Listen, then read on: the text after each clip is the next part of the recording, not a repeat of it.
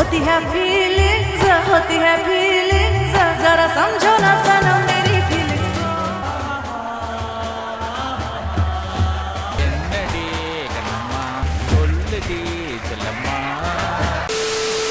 വെറും ഒരു സാധാരണക്കാരനായ നമ്മുടെ കഥാനായകനെ നടുറോട്ടിൽ വെച്ച വില്ലന്റെ ഗ്യാങ് തല്ലുന്നു. അവനെ തിരിച്ചു തല്ലാതെ താൻ ഇനി ചെരുപ്പിടില്ലെന്ന് നായകൻ ശപഥം ചെയ്യുന്നു. ഇത്രേ ഉള്ളൂ കഥ. ഈ കഥ വെച്ച് തിയേറ്റർ ഹിറ്റ് അടിക്കാൻ പറ്റുമോ? ഇതിപ്പോ ഞാൻ വെറും എക്സാമ്പിൾ പറഞ്ഞെന്നുള്ളൂ. ഇതുപോലെ വെറും സിമ്പിൾ കഥ വെച്ച് വേറെ ലെവൽ പടങ്ങൾ എടുക്കുന്ന കാര്യത്തിൽ മോളിവുഡിനെ വെല്ലാൻ നിലവിൽ മറ്റൊരു ഇൻഡസ്ട്രി ഇല്ലെന്ന് തന്നെ പറയാം. പ്രകൃതി പടങ്ങളുടെ ഇൻഡസ്ട്രി എന്നും പച്ചിലവുഡ് എന്നും ഒക്കെ പറഞ്ഞ മോളിവുഡിനെ പലരും കളിയാക്കാറുണ്ടെങ്കിലും ഈ പച്ചിലവുഡിലെ അഭിനേതാക്കളുടെ ഡേറ്റിന് വേണ്ടി മറ്റ് ഇൻഡസ്ട്രികളിലെ വലിയ വലിയ നടന്മാര് വരെ കാത്തിരിപ്പുണ്ട് എന്നതാണ് യാഥാർത്ഥ്യം. കേരള ഇൻഡസ്ട്രിയിൽ എല്ലാമേ ഔട്ട് ആൻഡ് ഔട്ട് വ്യത്യാസமான கான்செப்ட். இது இப்படிலாம் சினிமா எடுக்கலாமா அப்படின்ற மாதிரி நம்ம Malayalam cinema I think has the best writing today. I would say it is the Malayalam writers and actors. Always. I have so much of respect for the Malayalam film industry. Enna portha varaikkum it's the best film industry in India. Big budget pan Indian ചിത്രങ്ങൾ ഇറങ്ങുന്നില്ല എന്ന ഒരൊറ്റ വിഷയത്തിൽ Mollywood വളരെ പിന്നിലാണെങ്കിലും content orient പടങ്ങൾ ചെയ്യുന്ന കാര്യത്തിൽ Mollywood എപ്പോഴും ഒരുപടി മുന്നിൽ തന്നെയാണ്. എന്ന് വെച്ച് മറ്റ് ഇൻഡസ്ട്രികളിൽ കണ്ടന്റ് ഓറിയന്റ് പടങ്ങൾ വരാറില്ല എന്നല്ല അതിനർത്ഥം. ഈ വർഷം തമിഴിലെ മുൻനിര നായകന്മാർക്കെല്ലാം വളരെ വിഷമകരമായ അപശകുനം പിടിച്ച വർഷമായിരുന്നെന്ന് തന്നെ വേണം പറയാൻ. അതിന് ഏറ്റവും വലിയ ഉദാഹരണമാണ് കമലിന് ഇന്ത്യൻ 2, രജനിക്കൊരു വേട്ടയൻ, വിജയ്ക്ക് ഗോട്ട്, വിക്രമിന് തങ്ക്ലാൻ, സൂര്യയ്ക്കൊരു കങ്കുവ. മൊത്തത്തിൽ പറഞ്ഞാൽ വൻ പ്രതീക്ഷയിൽ വന്ന കോളിവുഡിലെ മൊത്ത ചിത്രങ്ങളും 8 നിലയിൽ പൊട്ടി. അതിലും കങ്കുവയൊക്കെ 1000 കോടി അടിക്കും 2000 കോടി അടിക്കും എന്നൊക്കെ പറഞ്ഞിട്ട് അവസാനം 100 കോടി പോലും കയറുകയോ ഇല്ലയോ എന്ന സംശയത്തോടെ തന്നെ തിയേറ്റർ വിടേണ്ടി വന്നു. പാർട്ട് 1க்கு தெரியாம யாராவது வர கூட வாய்ப்பு இருக்கு. பார்ட் 2க்கு எனக்கு தெரிஞ்சு யாரும் வரமாட்டாங்க. കമലിന്റെ ഇത്ര വർഷത്തെ ആക്ടിംഗ് കരിയറിൽ ഇന്നേ വരെ ഒരു പടത്തിൽ പോലും ആരും അങ്ങേരുടെ ആക്ടിങ്ങിനെ കുറ്റം പറഞ്ഞ് കാണാൻ വഴിയില്ല. പക്ഷെ ഇന്ത്യൻ 2 കണ്ടവരെല്ലാം തന്നെ കമലിന്റെ അഭിനയത്തെ തന്നെ ചൂണ്ടിക്കാട്ടി അങ്ങേരെ എയറിൽ കയറ്റി. പാവം വിക്രം ഒരു പടത്തിനു വേണ്ടി ഈ പ്രായത്തിലും ഇത്രയേറെ എഫേർട്ട് ഇട്ടിട്ടും അതൊന്നും യാതൊരു പ്രയോജനമില്ലാതെ പാഴായിപ്പോയി. കുറെ വർഷങ്ങളായി ഒരേ ടൈപ്പ് മാസ് മസാല സിനിമകൾ മാത്രം ചെയ്തുകൊണ്ടിരുന്ന വിജയ് ചിത്രങ്ങളിൽ നിന്നും വളരെ വ്യത്യസ്തമായ എന്തോ ഒന്ന് പ്രതീക്ഷിച്ച് ചെന്നവർക്ക് വൻ നിരാശ സമ്മാനിച്ച ചിത്രം ഗോട്ട്.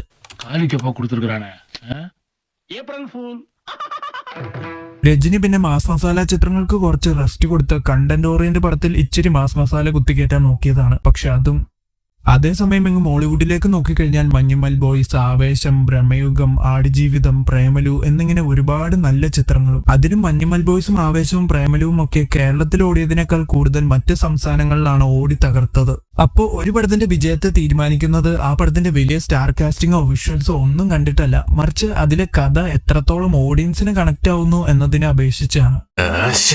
ഒരു പൊട്ടപ്പടം. അങ്ങനെ കോളിവുഡിൽ ഈ വർഷം പുറത്തിറങ്ങിയതിൽ വെച്ച് 2 മികച്ച ചിത്രങ്ങൾ എടുത്ത് നോക്കുകയാണെങ്കിൽ അതിലൊന്ന് മഹാരാജയും മറ്റൊന്ന് ലബ്ബർ പന്തുമാണ്. മഹാരാജ വളരെ സിമ്പിളായി തുടങ്ങുകയും പടം അവസാനിക്കുമ്പോൾ കാഴ്ചക്കാരുടെ ഉള്ളിൽ ഒരു പ്രത്യേകതരം ഫീലിങ്സ് ഉണർത്തുകയും ചെയ്ത ചിത്രം. അത് സന്തോഷമാണോ സങ്കടമാണോ അതോ മറ്റെന്തെങ്കിലും തരം ഫീലിംഗ് ആണോ എന്ന് കൃത്യമായി പറഞ്ഞറിയിക്കാൻ കഴിയില്ല. പ്രേക്ഷകർ എന്ത് പ്രതീക്ഷിച്ചോ അതിനേക്കാൾ ഒരുപാട് മുകളിൽ നിൽക്കുന്ന ക്ലൈമാക്സ്, വില്ലന്റെ കുഞ്ഞിനെ തന്റെ സ്വന്തം കുഞ്ഞായി വളർത്തുവാൻ ശ്രമിക്കുന്ന നായകൻ. ഇത് തന്നെയാണ് കങ്കുവയുടെയും കഥ. അല്ല, ചുമ്മാ വെറുതെ പറഞ്ഞെന്നേ ഉള്ളൂ.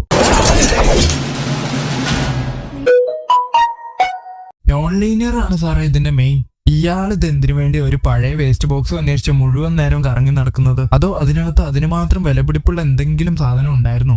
എന്താണ് നായകനായി വിജയ് സേതുപതിയുടെ കഥാപാത്രം ഇതുകൊണ്ട് ഉദ്ദേശിക്കുന്നതെന്ന് പടത്തിലെ പോലീസ് കഥാപാത്രങ്ങൾ ചിന്തിക്കുന്നത് പോലെ തന്നെ പടം കണ്ടുകൊണ്ടിരിക്കുന്ന ഓരോ പ്രേക്ഷകരെ കൊണ്ടും ചിന്തിപ്പിച്ച ഡയറക്ടറെ പ്രശംസിക്കാതെ വയ്യ.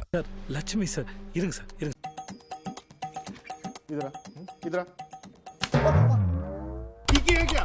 അതുകൊണ്ട് തന്നെ ഈ വർഷം ഏറ്റവും കൂടുതൽ ആളുകൾ OTTയിൽ കണ്ട ചിത്രമായി ഇത് മാറുകയും ചെയ്തു.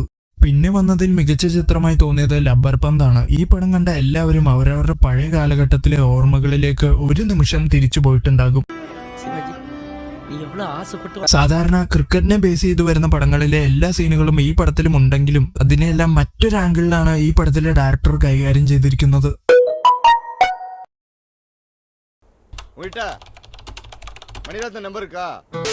അതുപോലെ തന്നെ ഈ പടത്തിൽ ഉടനീളം ജാതി വിവേചനത്തിനെ കുറിച്ച് കാണിക്കുന്നുണ്ടെങ്കിലും അതെല്ലാം വളരെ കറക്റ്റായി ആവശ്യത്തിനനുസരിച്ച് മാത്രം കാണിച്ചതുകൊണ്ടും കറക്റ്റ് ആർട്ടിസ്റ്റുകളെ മാത്രം തിരഞ്ഞെടുത്ത് അഭിനയിപ്പിച്ചതിനും ഈ ഡയറക്ടറോട് ഒരു പ്രേക്ഷകൻ എന്ന നിലയിൽ എന്നും കടപ്പെട്ടിരിക്കുന്നു. ഇതേ കഥ മാരി സെൽവരാജ് വല്ലമാണ് ഡയറക്ട് ചെയ്തിരുന്നെങ്കിലോ ഹരീഷ് കല്യാണിന് പകരം വല്ല ധനുഷിനെയും കാസ്റ്റ് ചെയ്തിട്ട് ക്രിക്കറ്റ് പോർഷൻ മുഴുവൻ എടുത്ത് മാറ്റിയിട്ട് ഇതൊരു മുഴുനീള ജാതിപ്പടമാക്കി മാറ്റിയേനെ. എന്തോ ഭാഗ്യത്തിന് അങ്ങനെയൊന്നും സംഭവിച്ചില്ല.